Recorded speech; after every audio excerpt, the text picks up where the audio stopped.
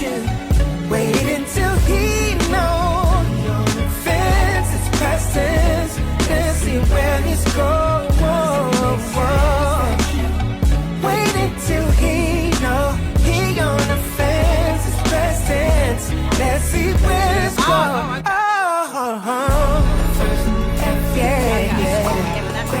Ghosting you. He lost track of time. Missing you. What you planned, now it's on you. You keep saying you want more. Oh, yeah. Waiting to he know. Fence is presence. Let's see where this goes. Check. Check. On the fence is presence. Oh, I'm loving this. Brand new Glenn Lewis. Oh, it sounds so good. Officially room number 1, Universal Show. Definitely want to say good morning and welcome to another installment of the world famous Universal Show. It's Saturday morning. Do you know what? Running slightly late this morning myself, I must say. Oh, the trains were crazy this morning because I had a 2-hour travel in. Yeah. 2-hour travel in. It was mad. But I'm here. That's all that matters. So definitely want to say good morning, good afternoon, good night, wherever you're situated around the world. Nice to have your listening ears. It is the Universal Show. And you know, every Saturday morning, it's never the same. And as I always say, we don't just have guests. We have the best guests on Saturday morning. We do. We don't just have guests. No, we don't do that. We have the best guests on Saturday morning. And every show is different. It doesn't matter who we get on. It's always different. But today, I wanted to do something really different because it's something that we've done before, but for a long time, we've just established talking off air. It's been well over 20 years since definitely Oren's been to this show. Beverly, it might be the first time. I think so. Yeah, it might be the first time. So I'd like to welcome to the show Beverly and Oren Digel, who are representing the ACLT. Good morning, guys. Good morning to you. Good morning. Good morning. How's your mic sounding? Is it on? Is it switched on there? Yeah, just check in. Give me a level check again, Oren. Give me a level check. There we go. 1 2. That's yes. better. That's good better. morning to you. And Good everyone. morning. So how you guys doing? You good? Yeah, we're fine, thank you. Yeah, we're good. Thanks very much for inviting us. Yeah. It's overdue. Oh, thank you. Long time no see. Overdue. Long. Yeah. So before we get into what we're really gonna get into, I mean, how are you guys doing? Because I mean, how are you guys getting on? Just in general, how are you guys doing? We're fine. We're loving every moment, living life to the full. Because as we talk later, you and everyone will know just how our journey's been. It's been a journey and a half over the last 30 odd years, and it's been played out in the public domain in many ways, and we've had to live, survive, and progress as individuals, as a unit, and to bring the community with us on our journey, which carries on today. As soon as we leave here, we're going to carry on that work just down the road from here. But as ourselves, when you saw us and spoke to us last time, we've been together a long time. We're now married.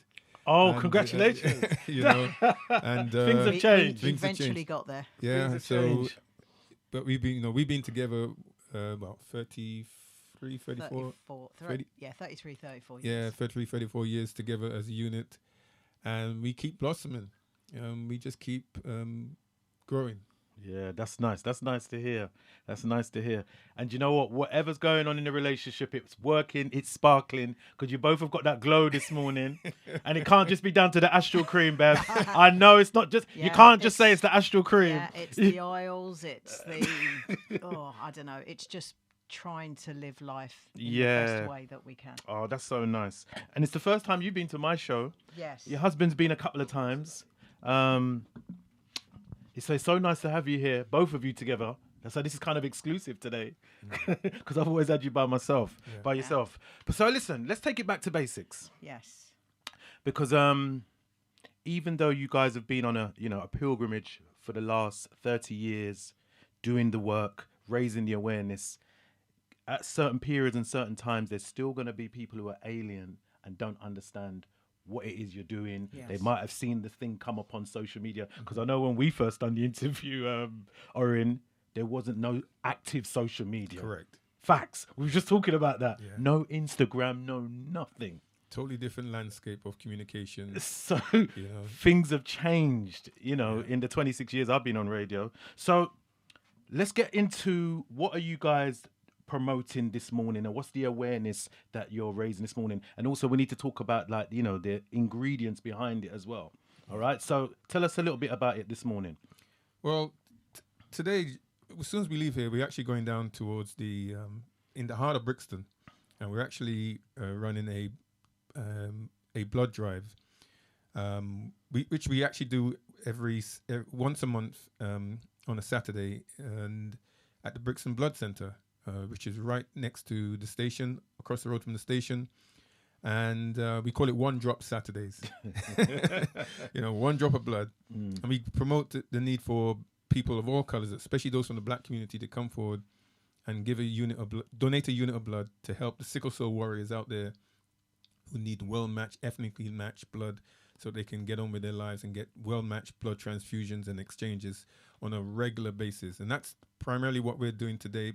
But today also doubles up as the 39th birthday of our son, Daniel DeGale. Oh my goodness. Happy birthday, Daniel, Yes, man. All March right. the 14th. He's 39. 39. That's how far Yeah. it's come. And all that. So today's a special blood drive we're doing in his name. And there's loads of people up there, media, everyone coming down there to celebrate. There's going to be music. It's going to be food. Oh, It's that's like amazing. a party atmosphere as people donate blood. It's not a soulless, dour environment. It's Yeah. like everyone's sort of really on a vibe. But to get to what we're doing here today, you got to go back. And you got to go back to over 30 years when Daniel was 6 and was diagnosed with a childhood form of leukemia. Randomly diagnosed, and which can happen to anyone. And it took a while before that diagnosis was truly found. They thought he had flu-like symptoms and all sorts of things, but eventually blue lighted ambulance to Great Ormond Street Hospital in central London, and they started treatment straight away because they realized time was of the essence, and put him on 2 years of chemotherapy, which is basically toxic acid injected into the body to try and kill off the negative leukemia cells, which is stopping him from fighting infections and so on. We thought, and they thought that Daniel would be like the 70-odd% of children who get through it after 2 years. He did initially, and we lived a normal life for about 9 months.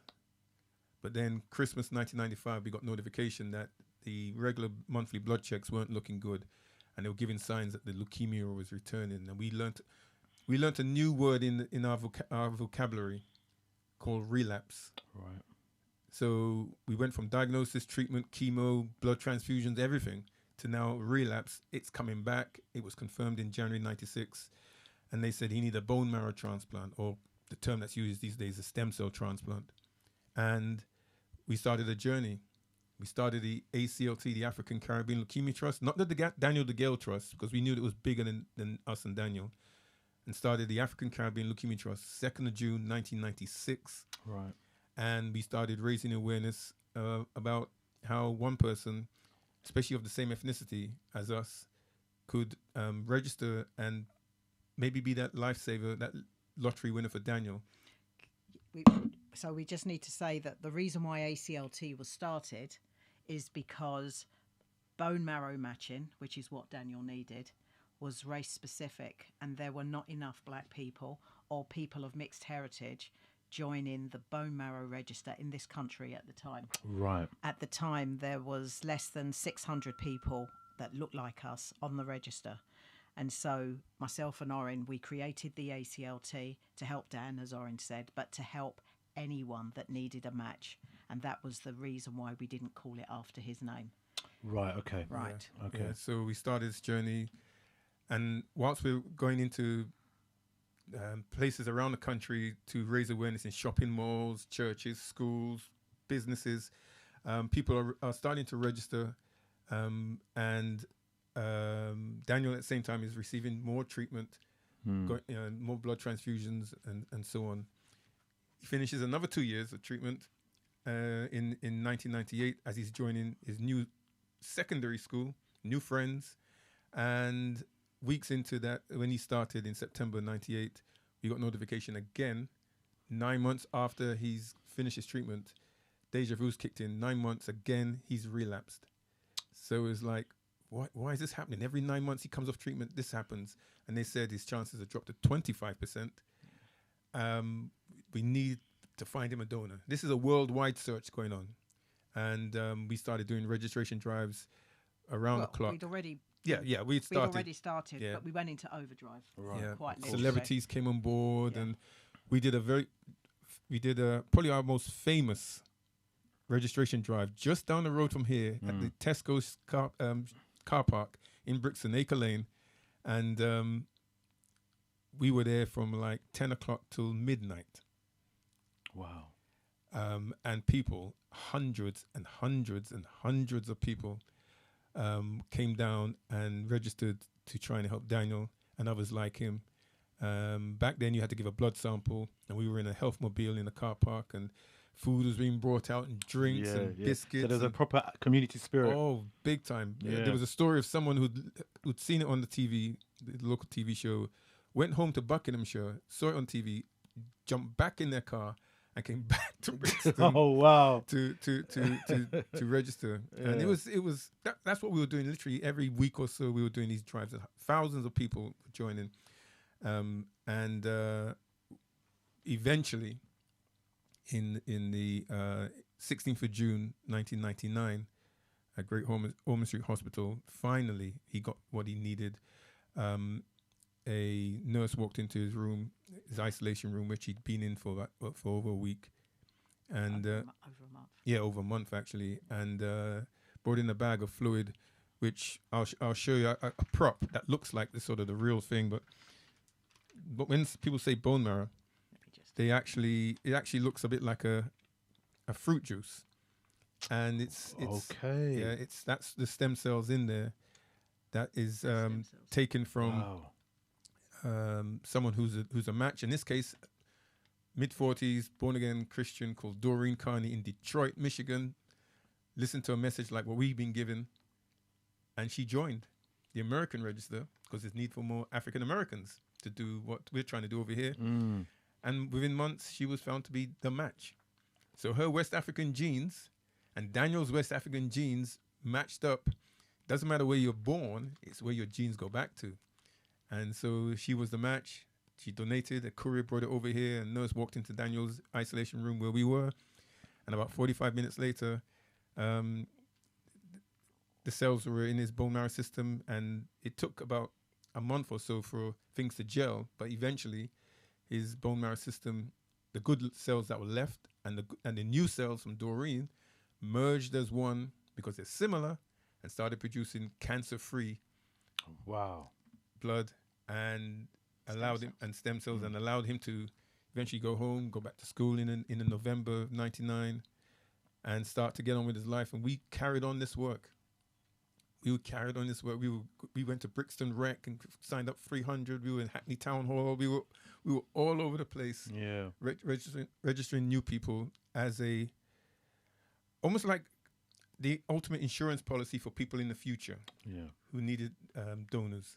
And we were also doing blood donation sessions as well, because as I said, Daniel was going through blood transfusions galore as part of his regular treatment. Was it something that you had heard of prior, your son?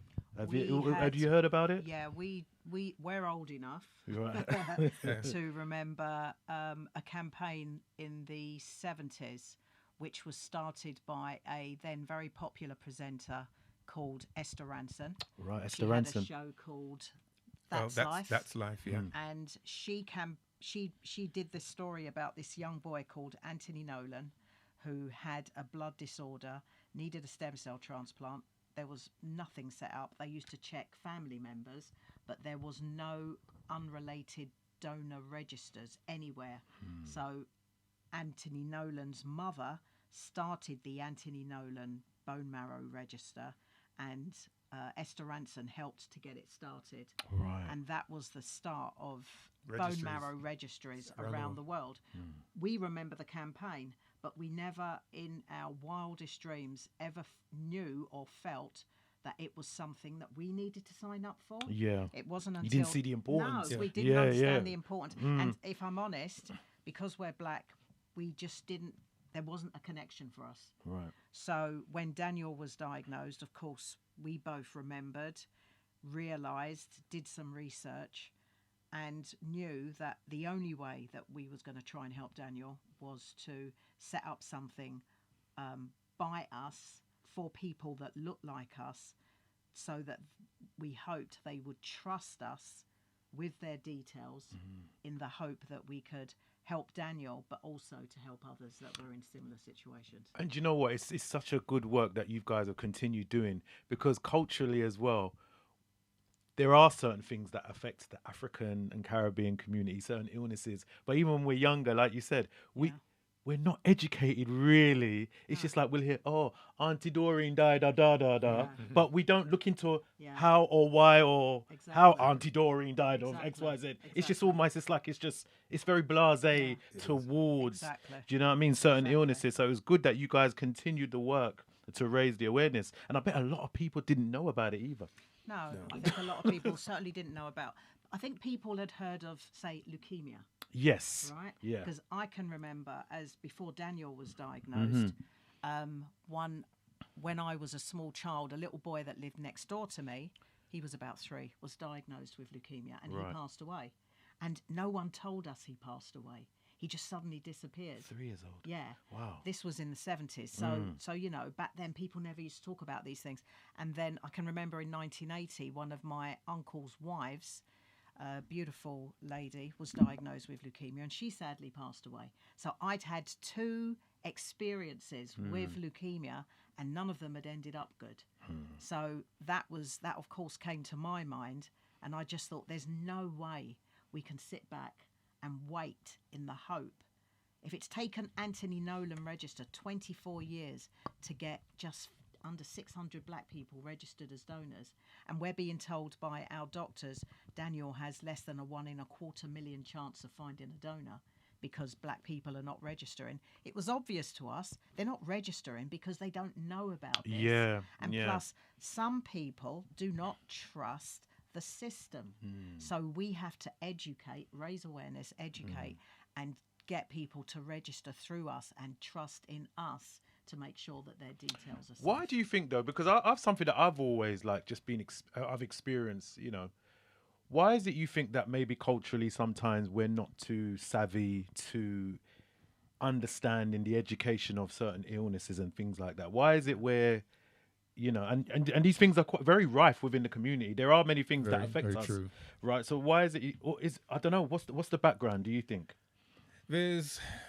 It's a mixture of things. There is lack of awareness, but there is also there's a deep mistrust. But there's also, and I was saying this to someone yesterday, we've been mentally destabilized externally and now internally for generations, and physically we are the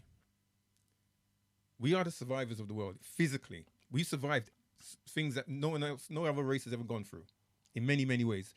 And so physically we survived, and we're still strong. Yeah. Mentally, we've been destabilized, big time, and so we've now got to a point sometimes where you find a lot of people hold on to faith as their way out. They look to the Bible or the Quran or whatever their religious beliefs are. I think that's the gateway out. Yeah.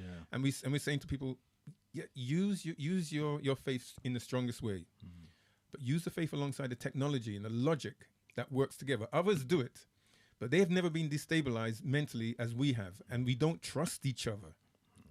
And we've got to that point, we do not trust each other. It comes down, you look on the high street, when one shop, hairdressers or barbers, they don't like someone else next to them who's doing the same thing. It's like, it's got to be mine. It's got to be mine. Yeah. And others are saying, no, actually, we have to work as a community.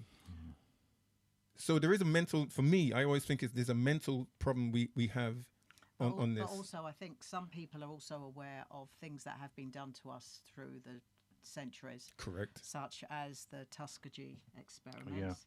And also some may be aware of a lady, African-American lady by the name of Henrietta Lacks, who was diagnosed with cervical cancer back in the 50s.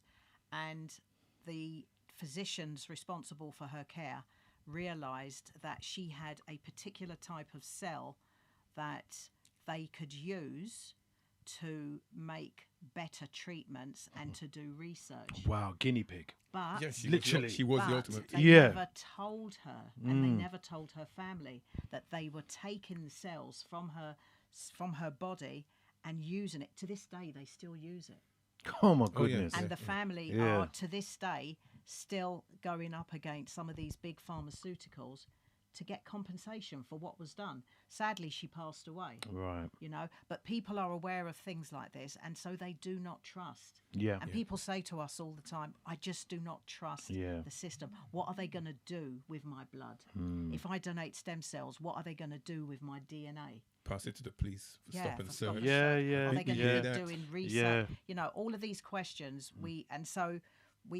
ask the community to trust in us that actually what we're doing is saving lives. 'Cause it our works. lives, Yeah. our own lives. We've proven over the last 30 years it works. You know, we are finding bone marrow stem cell donors in record numbers for our people, black people, mixed heritage people around the world. People that tried to help Daniel back in the day are now being found to be donors for others going forward. We're doing this, you know, record amount of blood donations for the sickle cell community.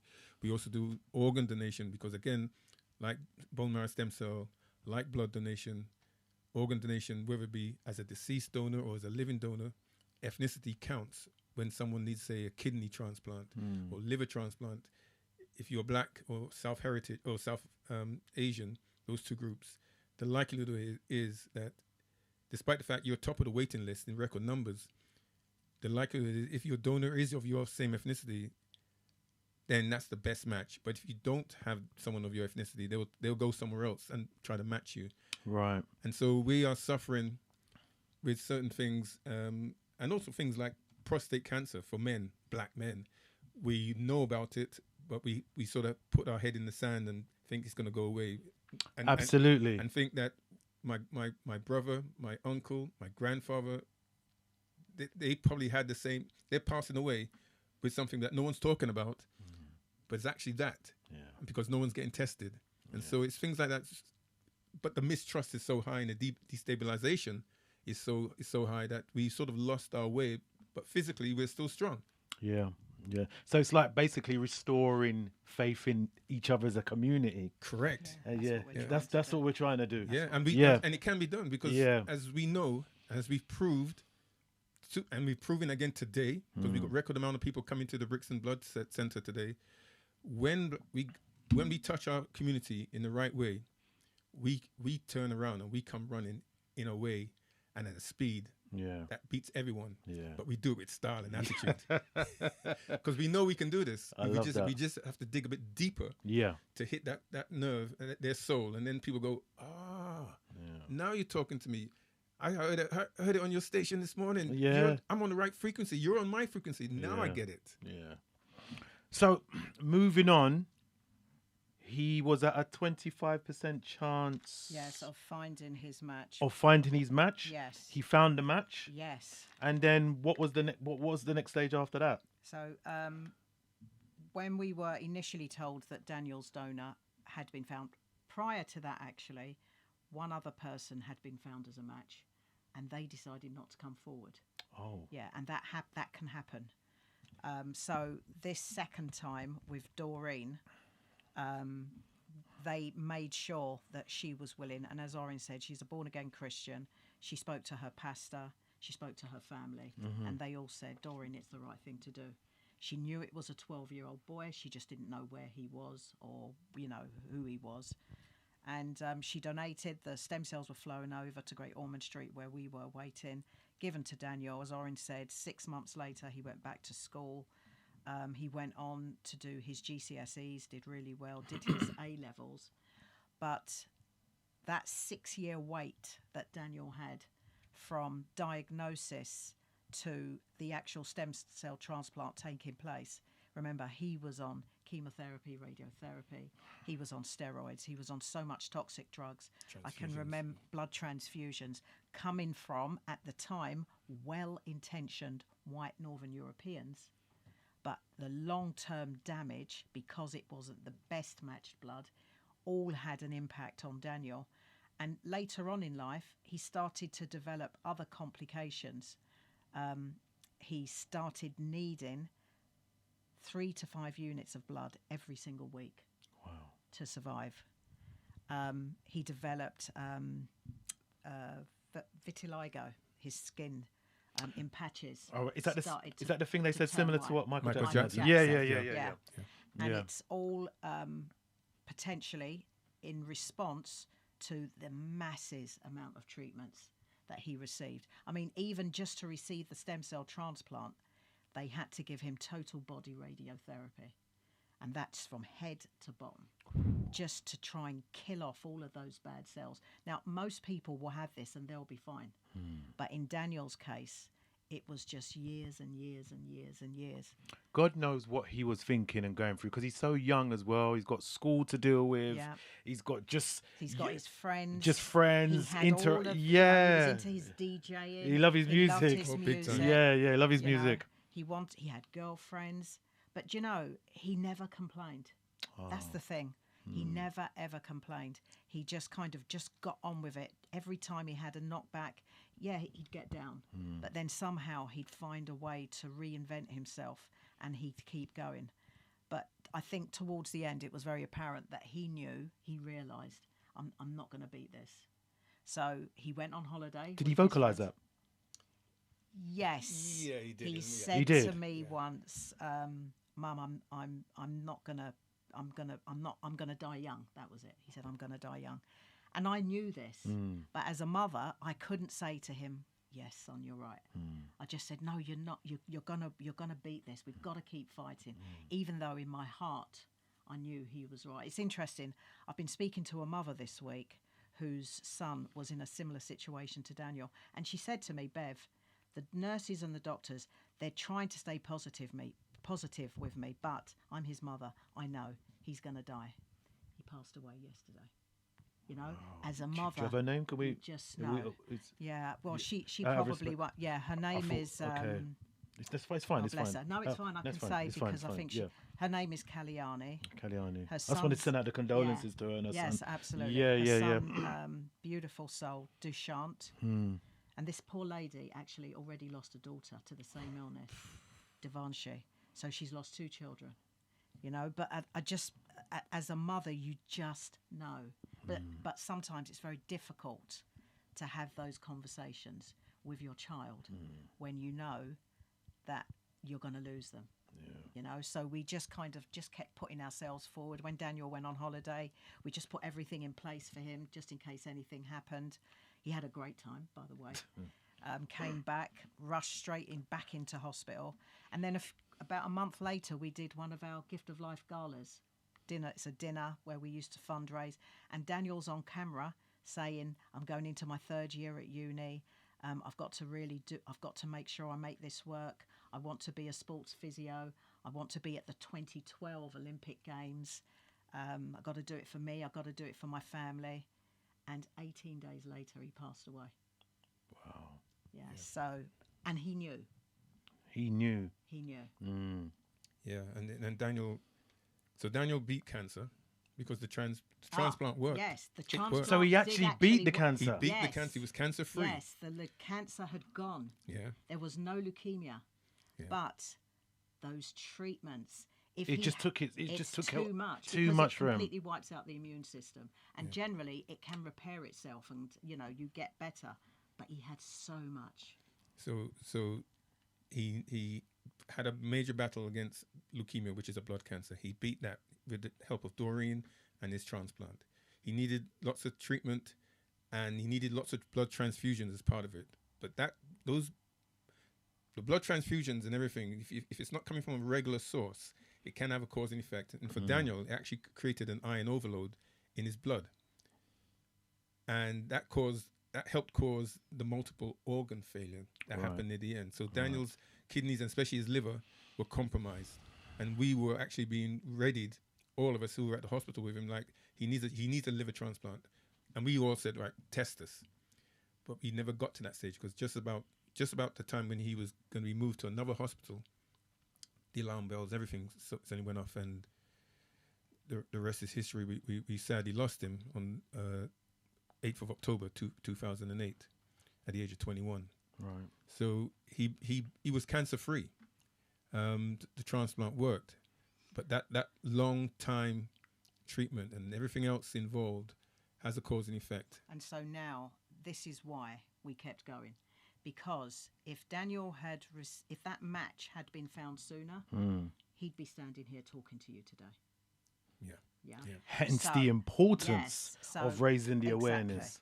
So now our aim is that when someone is diagnosed, that they can look at the register and say, right, we've got a donor here, we got a donor there, we got a donor here. That wasn't the case back then, but now there's hope. Right. And we found hundreds and hundreds of donors, bone marrow stem cell donors for other people around the world over the last 30 years, registered tens of thousands of blood donors along the way, like we're going to do today, just down the road.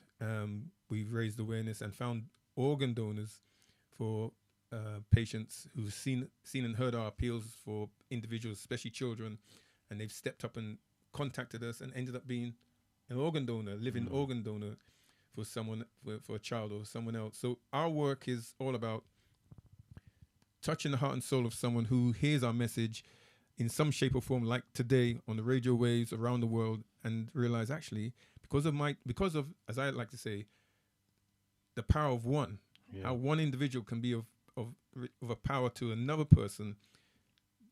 Hopefully they'll go research online, because everything's at your fingertips now. Not like when we started. The internet was in its early days, very early days. Absolutely. No social media. Yeah. But now you can find that information. Go to aclt.org on our website, or ACLT Charity at ACLT Charity on social media across all the platforms, and you'll find so much rich information, not only from a black perspective, but from a humanitarian perspective, how someone can be of value to someone else by saying, okay, let me start that journey. Let me research. Let me see if I can be the lottery ticket for someone that needs a stem cell bone marrow transplant, someone that needs blood donations on a regular basis, someone that needs an organ transplant, especially if they want to be a living kidney or liver donor, because we can survive without one kidney. We can survive with donating a bit of our liver. Being on the deceased organ waiting donor list. Don't opt out. Stay in. Don't let the worms get your organs. Donate it to someone that like you that needs it. And so if people listen to this message, that what me and Beverly are saying, they might think, you know what? Let me find out a bit more. And if I can't do it, maybe I can tell someone else who might tell someone else, and a domino effect. And someone's life will be saved down the line. For someone who is listening for the first time and not, new to this information that they're receiving this morning, if they are a match, which they potentially could be if they register, what is the procedure that they would go through? Very good question. So stem cell first. Yeah, stem cell or bone marrow, they're interchangeable terms. You'd have checks with you. You fill in an application, and then you give 3 cheek swabs. Those cheek swabs allow the registry to determine. And sorry to cut you. Just for those who are watching on the live on TikTok, Instagram live, he's showing you the instruments that they would use, the swabs. Yes, 3 cheek swabs. Cheek swabs. The same swabs that we used during COVID. Yeah. Similar to the DNA ones as well. Yeah, but but you don't put it in your nose. You put it in your mouth, on your cheeks, right, the front of your gums. Right. And what they get from that is your stem cell bone marrow type. That information goes onto a database, and it's worldwide. So every time someone that looks like you is diagnosed as needing a stem cell bone marrow transplant, they will check what they get from those swabs to determine if you are a match for them. Chances of matching are quite slim. And at the moment around the world, because it's a worldwide initiative on bone marrow stem cell needs, there's like nearly 45 million people on the registers waiting list to no, be no, a no. match on the donor register. on the donor register. So donor 45 register. million people around the Potential world. donors. No way. Potential Yeah. donors. But in terms of Yeah, but when you think how Yeah. big is it, it needs to be bigger. Yeah, Really. yeah. And unfortunately, if you're black or mixed heritage, we come from the largest gene pool in the world, Africa, yeah. biggest continent, right? Which means it's harder to find donor matches for us. So you need more of us to register, in order to get parity with, say, the white Northern for the hope European. to be greater. Yes. Exactly. Yeah. Yeah. So if you join, most people never become a match, and they stay on. In this country, the register age to start is 16, and everyone stays on the register until you hit your 61st birthday. Right. And then you get a letter that says, "Thank you very much. You've done your service. Thank you." That's not to say anything's wrong with your bone marrow stem cells at the age of 61, but they would tend to go for more younger donors Okay. if they can. People in their mid 30s and so on, and even up to 40s going forward. So you stay on the register, you get on with life. You might get notification every now and then about what's happening in the world in terms of awareness and patient appeals, and that's it. But if you suddenly look like a match, and it's random, it is literally like winning the lottery. So Doreen joined, thought nothing of it, and within a year, she's Daniel's donor because she's found. Suddenly she's not there, next minute she's there. And they match, they do all the tests, and then they notify her, they notify the family, in this case us, a donor's been found. It was a 9 out of 10 match. 10 out of 10 is perfect, okay? But 9 out of 10 is like, yeah, that's good, that's very good. We say yes. Hopefully, at Doreen's end, she says yes, and then they coordinate when she has all the medical checks and everything, counseling, and she donates on a particular day, and then a courier gets on a plane same day across to London, into central London where we were, and that's at afternoon. The nurse walked in with that bag of fluid. And this is it. Remember, these are stem cells. It's a fluid. Yeah. And it's about 5% that you donate. And of so, the total and so, stem cells. so in the your way body. she donated, and there's two methods to donate. So she donated back in June 1999, when there was only one method then, and that's the one that has all the myths and fears and taboos, because people think there's digging and drilling into the hips and the That's what I and was. the bones. That's what I was kind of thinking it was. No. It's not that. No. So when she did it, and only about 5% of people do it this way now. 10%. 10%.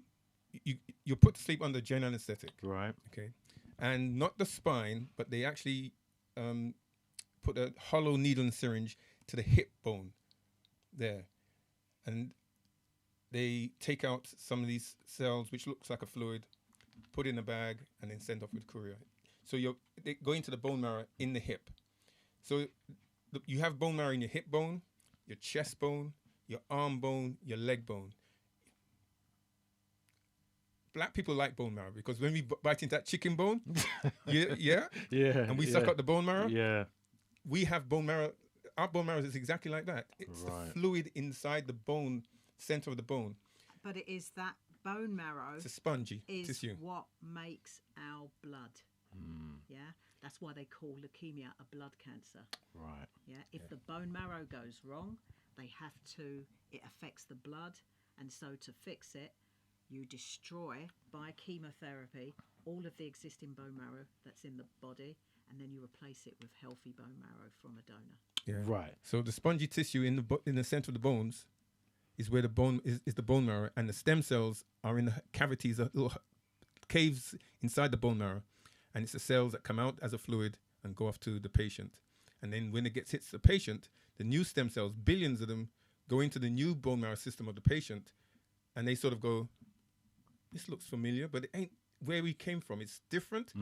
But we're the majority. We're now going to take over, and the good cells that are left in this patient see these aliens come in, foreigners, and go, actually, you don't belong here, and we're going to have a bit of a fight, a bit of a ruckus, which is okay as long as it doesn't become excessive. So in Daniel's case, what was happening between when he had this and when he went home is that the doctors were starting to see reaction on his body in terms of feeling a bit sick, soreness, and all these sort of external manifestations. And that's because the bone marrow system was having a battle, internal battle between the good cells and the new cells. But eventually they realized, well, we're similar. So let's settle down and actually work together. And they did. And once they settle down and work together, because they're similar, they start to produce healthy, cancer-free blood. Because your bone marrow makes you function normally. Like you're standing here right now, you don't feel like you've got a colds and flus, but if you did have colds and flu, your bone marrow will kick in automatically and get rid of that virus that you have, or the flu, because the white cells in your bone marrow are working okay. Right. Leukemia is when the white cells aren't working okay, and they are baby-like cells, and babies don't know what to do to fight off the virus. Body shuts down. Here's a question. From your experience, because I know they talk about prostate cancer is more prominent with black men, right? Not saying that other ethnicities can't get it, but black men more prone to get prostate cancer, but maturer men, right? So like 40, 50 going up, right? Bone marrow, is that a young thing? It's, there's no age at all. There's no age. Random. Right, I thought, Random. We've had babies diagnosed with blood cancers. Wow. And at the same time, I've got a brother-in-law who lives in the States. He was diagnosed in his 80s. Okay. Yeah. So it's it can hit you at anyone. So no discrimination with age. Cancer. It's just cancer. Cancer. Yeah. Across the racial divide. And so Doreen donated that way. After they'd taken the bone marrow cells, stem cells, and sent it off with a courier, she woke up about 45 minutes later. She said that she felt like she'd done a workout and she hadn't worked out for a while. You know that pain? That stiffness. Yeah, stiffness. That's what she had. Stretch muscles, But she everything. said she was fine. Right, okay. Yeah, when she woke up and she realized what happened, she said the tears just rolled down her face because she realized the enormity of what she was doing. And she was fine because your bone marrow system, that small percentage that you've donated regenerates naturally. Yeah. But comes back. but the key thing I must highlight to everyone, that's the old method. Okay, that's the one. So there is no drilling or anything like that. It's just tapping into the hip region. One thing must make clear: when you hear people say spinal tap and terminology like that, patients have checks of their bone marrow system in the spine, not donors. So the donors get it from the hip region. Right. So, in other words, if somebody is suspected of having a certain condition, it doesn't even have to be just a blood cancer. If you are not well and there is something going on and they are not sure, there is a procedure that doctors can do called bone marrow aspirate, where they put a needle into the spine of the patient or the person and draw out fluid. And that information can determine what is going on. Yeah. Okay. That is a totally separate thing. And that's what people mistake. And Sometimes people assume they think the it's donors same, do that. No, but it's not. what happens now in technology and medical procedures has moved on. Most people who are found to be a matching bone marrow stem cell donor for someone else, they donate via the blood. Okay. And it's so simple. And it's basically what happens. They prepare the person to donate. And then the person sits down on a hospital chair, usually, and they have both arms out, and they have a needle into the left arm, a needle into the right arm, and over about 4 hours, very slowly, blood is taken out of one arm into a machine right next to you. It looks a bit like a dialysis machine. What happens is the blood is going in, and it's being separated with the stem cells, and stem cells are collected there at that end, but the blood is coming back into a vein in the opposite arm. Okay. And no more than a cup of your blood is ever leaving you at any moment. Right. So that's why it takes so long.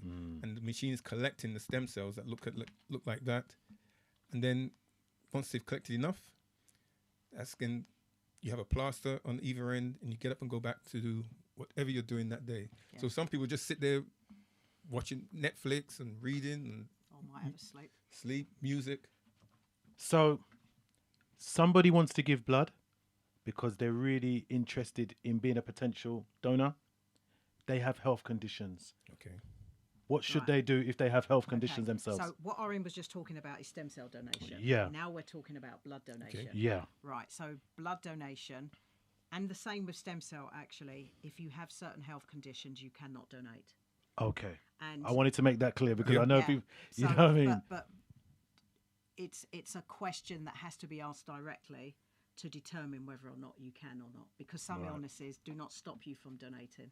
But if you have most forms of cancer, you cannot be a donor. Okay. For stem cell or for blood.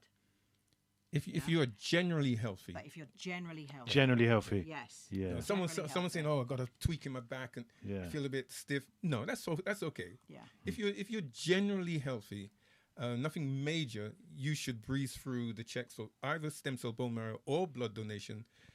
It's fine. And that's how if you're a lady that's expecting, you can't donate blood until after the pregnancy. I think you have to wait about 6 months. Yeah. And the same with stem cell. You can't donate until the baby's a year old. Okay. If you've had a tattoo, you got to wait 4 months to be able to donate blood. Donate blood. Okay, because they want to make sure that And that's body piercing as well. Yeah, just want to make sure that what's being used is pure and clean. Because you don't know. Sometimes people Absolutely. don't know. Absolutely. Yeah. So prior to finding out about Daniel's situation, did you guys have a career in general? Because I get to. What was you guys doing before this? Yeah, and then how was your life? Yeah. Clearly, I'm not. How's your life changed? We know how your life changed. But I'm saying, was you career focused before, and then now this has just deterred your careers to do something? absolutely. Could you explain that to me? Because I'm curious about that. Yeah. So we, interestingly, I was working at the BBC. Okay. In, IT communications. Right. And Orin was. I was a project manager on the IT side of things, and just happened to be working at the same venue. So Orin came to the BBC to do a project. To do a massive project that I was involved in. I was based at BBC Broadcasting House in the West End, and Orin had just finished a massive project with BBC Television Centre, which is in West London, Right. at the time. And that project was very successful. They came to BBC Broadcasting House. I was having meetings with Orin's engineers, and eventually Orin had to come in and have meetings with me as well. And we got talking, and we suddenly realised that he knew my older brother, my older sister. Oh my goodness, small world. I used to play football with friends. him. No way. Used to play football. And actually, with this bit, Orin, I was previously married. Oh no, this is where it gets really interesting. I was previously married Yeah. to my son Daniel and his sister Dominique's father. Right. And we got married in 1980. Was you born? Yeah, I was born. Oh, you was born. Okay. No, Bev, I like you, though. Nah, you're the third person this year that said that. Florence said something the other week. She went, You're only 3 months I don't in, so think that's you're old good. enough to know what we're talking about. I'm like, I love this. I'm 53, you know. Oh, bless you. Yeah, Bless you. Bless you. This year, anyway, this Catching year. us up. Yeah, so in 1980, I got married to my first husband, and this one, Mr. Lewis, decided to take his then girlfriend on their first date to my wedding, which he had Reception. not been invited to. What? You know how, you remember back in the day how black people just used to turn up at someone's wedding, right? Well, that was him. He came to my wedding because of the reception. mutual friends that we had. They Yeah, said, yeah, has yeah, it. yeah. Yes, Yeah, all right, come on, Orin. come along. Yeah, all right. Mutual friends, yeah? Yeah. But I never knew Orin then. You never knew him? I never knew him. Yeah, but he had his eye on you, though. Yeah. Wait, we talk about he did. No, he said, I want to know this woman. Oh, it's funny because we had we've got some mutual friends that used to run a garage in Fulham, because that's where I'm originally from. Okay. Used to be one of the Firestone garages. Do you remember them? No. Okay, so No. Firestone, they used to do like Tires tyre and changes. MOTs. Oh, okay, MOTs okay, and okay. things. And as a schoolgirl, I went to a school in Fulham called St Mark's, and they had an upper school and a lower school. One near Fulham football grounds, the other one down in Parsons Green, if anybody knows Fulham. And we used to have to walk between the two every now and again. And there was a couple of occasions where Orin's convinced that I had walked through with one of my friends, saw the two guys that ran the garage, and he was there because he knew them. But there was no connection at That's all. crazy. So Orin always says he believes that that at that point it wasn't the right We time. weren't- we for weren't us meant to meet. Weren't meant to be. because I was to meet my husband, Yeah. have my 2 children. Oren was to meet his wife, who he bought. Sorry, his ex-partner, Who was the lady who he came to the bought wedding. my wedding. They have 2 sons together, and then years later we met at the BBC. Yeah. That's It's- crazy. So Yeah. I'm convinced that even though we both grew up literally like half a mile apart in West London without knowing each other because we were very similar in ages, but our paths never crossed. Well, I'm they did, but Yeah, I've been one. but I'm convinced that Beverly was meant to go off, get married, have Daniel and Dominique. I was meant to go off and with Claudine, my new partner at the time, and have Lutalo and Jelani. And Lutalo and Daniel are months apart in age. Jelani and Dominique are months apart in age. If we had met earlier, myself and Beverly, none of our children would be alive. Well, it wouldn't have existed. Wouldn't have existed. Yeah. We wouldn't have had a Daniel. Yeah. So it was meant to. I think before its time. Yeah, our paths are meant to cross Yeah, much later, and they did. And Daniel, as much as it hurts us to say this, he was here for a reason. He was here for a reason. We just didn't understand and appreciate at the time exactly how this was going to manifest itself in the way it did. And so today, on what is his 39th birthday, it's like how appropriate. It's happening today, and we can all celebrate and do something practical and donate blood as we speak. Beverly, just as we were driving up here, Beverly's getting pictures and from people who are donating right now at the Bricks and Blood Donation Center.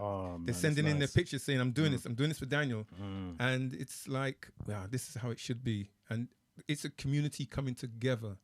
And so we're saying to people, wherever you are watching, listening to this, do your little bit, not for someone that could benefit from your altruistic deed of saying, you know what, I'm going to put myself forward and see if I can be of service to someone who's like me, because the power of one is so important.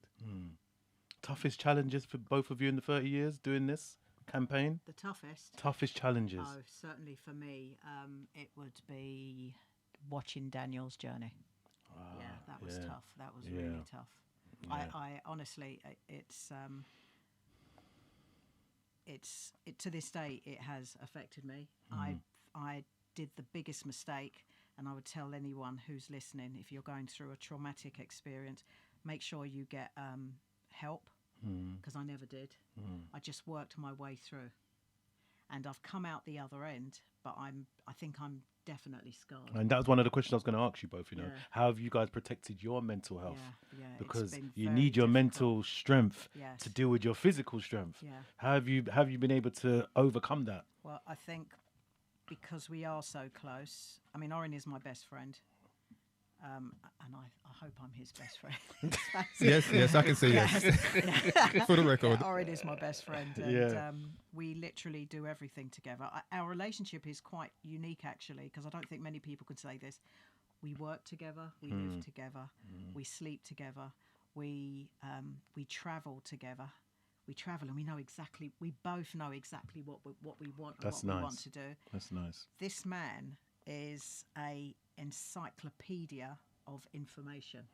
He knows a lot about, not a lot, he knows little bits about everything. Yeah. Sport, football, particularly, boxing. And he knows a lot about Liverpool because you support Liverpool, don't you, Ori? Oh! No, don't go. No. Wrong Did I just swear? Wrong Did I colour. swear? Wrong colour. Oh my God. I have red blood, but that's about it. He's a blue. Oh, he's a blue. I'm a Because Chelsea. what? Because of West London? Because of Chelsea, yeah? I grew up in West London. Okay, fair enough. And fair enough. back then, and I'm now talking in the 1960s, the rivalry back then was Chelsea and Tottenham. Yeah, My older yeah. brother is a Tottenham fan, and so I thought, okay, Chelsea, West London. If anything, it should have been Queen's Park Rangers because I grew up literally around by the ground. But Chelsea was my team, and so from probably by the age of 6 or 7, I've just been following and supporting them ever since. You know, from when they first won the FA Cup to the Cup Winners' Cup. I remember standing outside Fulham Broadway station and in the town hall as they paraded the cup. I was still in my school uniform back then. I thought I bunked off school for that. Because that's how much it meant to me, and I've still followed them, to this day. But going back to your question about the toughest challenges, there's been many personal. Daniel's journey. There was one moment near the end of his journey where I'll never forget when he was needing 3 to 5 units of blood transfusions every week, and he was pretty poorly. And I remember we had to dash to the hospital to get blood transfusion. He was too weak to walk. I had to end up lifting him out of the car and running up the stairs, carrying him because he was that weak. And it sort of many memories, but that one sticks out a lot because I really remember just how weak he'd got. Eventually, he got the transfusion, and he would be like Superman. So he would be weak, like kryptonite was around. He'd be really weak, and then when he got that blood transfusion, he would be like, I feel good. I'm going off to college, or I'm going off to, whatever he was going to do. And he was enjoying life to the full, and seeing that contrast of the ups and downs of what Daniel was going through was really, really painful. And even the journey through the charity, the ACLT, the ups and downs that we've had, the great times of the registration drives for Daniel, the queues for DJ Swing when he needed a donor, and the queues around the block till 2:00 in the morning, where the community and the DJ fraternity were coming out on his behalf, and all these campaigns for Keaton Knight and all these children and adults. Keaton Knight, that's what I remember. Yeah. Yes, he was from, was it Brighton? Yeah, correct. Yes. Big camp. That was a huge campaign. Huge campaign. Yeah, I remember that. Yeah, we always remember his birthday and the day we lost him. And Keaton was symbolic of all these special individuals, especially children, who brought a ray of light to our lives. And myself and Beverly and the ACLT team just worked with the family and the community to try and help him. And I'm convinced there's people that registered in their droves to help Keaton, for example, or Swing, that have gone on to be donors for other people. Yeah, they have, definitely. And it's so for us, it's like it's a legacy. It's a legacy. It's a yin and yang, up and down sort of journey, but the legacy that Daniel said we should keep going, and we have kept going. We know we're planting seeds for the future generations to say, Oren and Beverly, you've done your time. You will never be forgotten. Go and do what you need to do. You're still part of the ACLT, but we want to stand on your shoulders and take this further. And that's what we're doing. We're learning from the TikTok brigade, the Gen Zs, how to communicate, how to go through the digital platforms. And we're learning from them, but we're also teaching them what we knew and what we've learned. So a mixture makes it worthwhile and better for someone who needs, because those donors are out there. They just don't know. Yeah, they haven't yet registered. When they do, they feel like like Supercell. They feel like they are powerful, and they are. Well, I mean, I want to take the time, and I've said it to you before, Oren, when you've been on the show in the past, but Beverly, but both of you are here this morning. I want to just commend you guys for doing such amazing work. It's not just for the community. I'm talking about on a global scale, because through your work and that you've carried on to do and endure over the years, it's now global. Yeah. And about, as you rightly said a little earlier on, Bev, there's still more work to do. It doesn't stop. Yeah. But for where we've reached in 30 years, we've got to take our hats off to you and salute you. Oh, thank you. Because it's amazing work. Appreciate you it. understand? Thank you. No, Thank you seriously. so much. Yeah, but just understand, we can't do it without the help of the likes of you. No. Right? Yeah, you guys heavily on you guys I appreciate the community especially have been the bedrock of our platform to taking it right back to basics. Yeah. And you guys have been there and said, you know what? We can have the fun, laughter, the music, but we got serious message that's there. We need 100%. We need to help to transform that across the wavelengths. Yeah. And you've been doing that ever since, and we really do appreciate that support. Thank you, Oren. Thank you. And the thing is, it kind of coincides and work with what I do on a day-to-day, because I work in mental health. So that's part of my mantra anyway. So anywhere I can, where I can put music on, but music will be here when we're gone. It's always going to be here, whether we like it. Music lives forever, but we don't. But while we're here, we have to try and leave a mark and leave a legacy. And I will do this 100 times a year. So if you feel you guys, remember this is your platform, you know. And I always say, the funny thing is, yes, you talk about DJ Swing. Obviously, that's my brother, and we've got the event next week at Sway. The Sway Bar. Sway Bar next week. Just So getting the details just getting the up. details up now. So we've got the event next week. But one of the things he always said to me when he was alive, Swing, he said, we need a show that represents the people. Because as you said, we can have all the fun and all the laugh and all the passa. We're living in a time now where, you know, if you're, what's they call it? Controversy sells. Yeah, so the more extreme and outlandish it is, that's what gets you all the views and all that. But I'm not interested in all that. I'm interested in the purpose. That's all I'm interested in. And whether it resonates to 10 people, it resonates to 10 people. That's all that matters. Do you know what I mean? So Listen, we've had some of the smallest audiences, but from those small audiences come those golden nuggets. absolutely. So next Saturday, can I say? Yeah, absolutely. Absolutely. 100%. Next Saturday, there's a fundraiser in memory of Mr. DJ Swing, Ryan Daly, who we all love and sadly lost in 2006. A fundraiser's being organised in his memory, but all the funds from the night, ticket sales, everything is coming to ACLT. It's next Saturday, the 21st of March. 21st of March. It's at Sway Bar. Sway Bar in Holborn. In Holborn, Great Queen Street. Starts at about 7. 6 o'clock in the evening till 2 a.m. 2 in the morning. Yeah. So get there early. Come Loads of DJs. Look, Are you I'm there. on I'm there. as well? Of course. Brilliant. Lots of DJs are going to be down there doing the day. If Dan was there, Could you imagine? What did he like there? What kind of music was he into? he liked garage. He likes his garage. Yeah, he liked House, garage and house. house. Yeah.